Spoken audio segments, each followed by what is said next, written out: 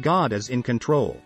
Today's scripture and insight, Mark chapter 6 verses 35 to 41. Verse 35. On that day, when evening had come, he told them, "Let's cross over to the other side of the sea." Verse 36. So they left the crowd and took him along since he was in the boat. And other boats were with him. Verse 37. A great windstorm arose, and the waves were breaking over the boat, so that the boat was already filling. Verse 38. He was in the stern, sleeping on the cushion. So they woke him up and said to him, "Teacher, do you not care that we are perishing?" Verse 39. He got up, rebuked the wind, and said to the sea, "Silence. Be still." The wind ceased, and there was a great calm. Verse 40. Then he said to them, "Why are you afraid? Do you still have no faith?" Verse 41.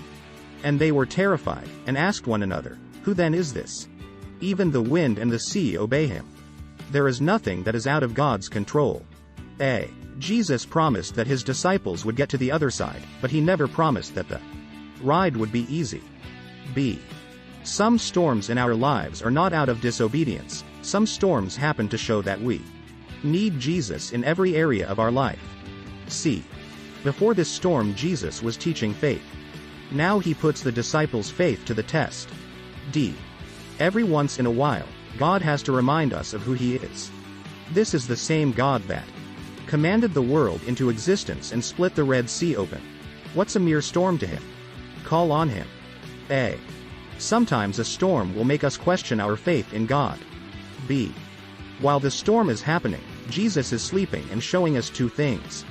1. His natural man is weary. 2. He was confident in his word. 3. These are experienced fishermen. They've been through storms before. But this one is different. 4. God allows fear to turn into danger because he's trying to build your faith in him. 5. God is gentle and gracious. He will not despise our lack of faith. God will not reject a fearful heart. Instead, he comes to your rescue. F. Though they called him teacher, they did not yet understand his teaching. The after effect. A. It is worthy to notice how considerately the Lord concedes his rebuke till he had first removed the danger, in the core of which they would not have been in a state to listen to anything. B. Jesus expects the disciples to recognize who he is and have faith in his ability to act with divine power. C.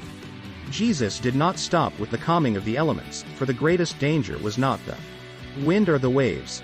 It was the unbelief in the hearts of the disciples. Our greatest problems are within us, not around us. Please like, subscribe and share.